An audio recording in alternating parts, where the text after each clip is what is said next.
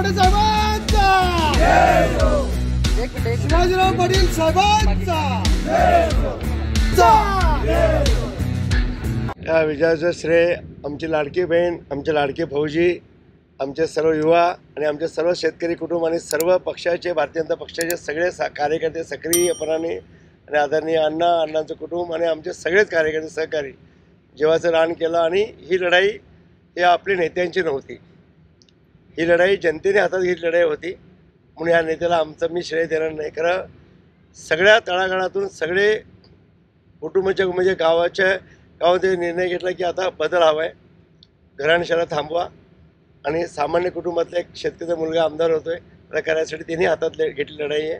आणि या लढाईमध्ये अख्खे मुंबईकर, पुणेकर, रायगड, ठाणा आणि गोवेकर आणि जेणेकरून जे बाहेर गुजरातमधून काय दिल्लीवरून पण सर्व आले।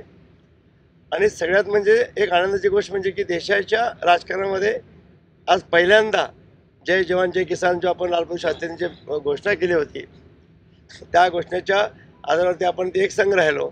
आणि आज आपला पूर्ण सेना परिवार पूर्ण एकजुटीने ताकदीने काम करत राहिला आणि गावागावात त्यांची एकजूट दिसली।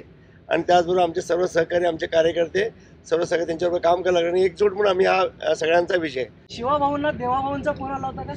नाही, आला नाही अजून आल्यानंतर मी बोलू। आताच हे झालं, आता पार पडल्यानंतर आपल्याला बघेल काय कसं काय। गेली अनेक वर्ष हा राष्ट्रवादीचा बालेकिल्ला आहे, आता तुम्ही मोडून काढलेला आहे, तुम्ही अपक्ष आहात, कुणाला तुमची तरी इच्छा भाजपमध्ये जाल, आता पुढची रणनीती कशी असणार? नाही, आमच्या रक्तातच भाजप आहे, यामध्ये काय विषय नाही आहे। आणि भारतीय जनता पक्षाचे सगळे कार्यकर्त्यांचा हा विजय आहे आणि कार्यकर्ते आपल्याला पुढे भविष्यात एक संघ राहायचा आहे। आणि आपल्याला माहिती आहे की 50 वर्षाच्या काळामध्ये काँग्रेस आणि राष्ट्रवादी फक्त आश्वासन देतात आणि घोषणा करतात आणि काही कामच नाही। आणि साधं उदाहरण तुम्हाला म्हटलं की आदरणीय आमचे चंदगड तालुक्याचे भाग्य होता ते आज बर्मन पाटील साहेबांच्या नंतर एक विकास कामं म्हटलं तर धरणं आणि तलाव झालं नसते तर आमच्याकडे आम्हाला भयानक परिस्थिती आली असते आणि आमचा तालुका मागास ठेवला। खरं आज मी तुम्हाला सांगतो, आज विकासाच्या बाबतीत आज केंद्रातली सत्ता, आज राज्यातली सत्ता आणि चंदगडची सत्ता ही जनतेची सत्ता आहे। सगळे जनतेचे प्रत्येक कार्यकर्ता आमदारकीच्या भूमिकेमध्ये आहेत। मी फक्त आमदारला फक्त एक लेबल असेल तर प्रत्येक कार्यकर्ता आमदारकीच्या भूमिकेमध्ये खूप खुशी आहेत आणि त्या ताकदीने सर्व मतदारसंघामधला पिंजून काढायचं आहे आणि सगळी कामं करायची आहेत।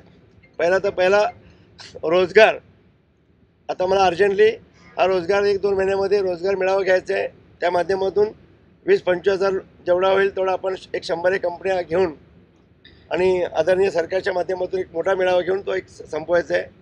आपण घोषणा केली होती की जानेवारीमध्ये मुलींची आणि मुलांची शाळेच्या आणि कॉलेजच्या बसेस आपला तो पण वाटा आज मिलिटरी सर्व देश सेवा बजून आल्यानंतर आज त्यांनी खांद्यावर घेतला। मी एवढं चांगलं काम करतो तर बाबा आम्ही पण याच्यात सहभागी होतो म्हटले, आज त्यांनी खांद्यावर घेतले। तो विषय आता जानेवारी महिन्यामध्ये जे बोललो ते आपण करून दाखवतो। आज आमचे गड किल्ल्यामधून 5-5 किलोमीटर ज्या महिला वर्ग मुली आमच्या चालून येतात, विद्यार्थी येतात, त्यांची ती विटेपणा थांबेल आणि ही सुरुवात करतो।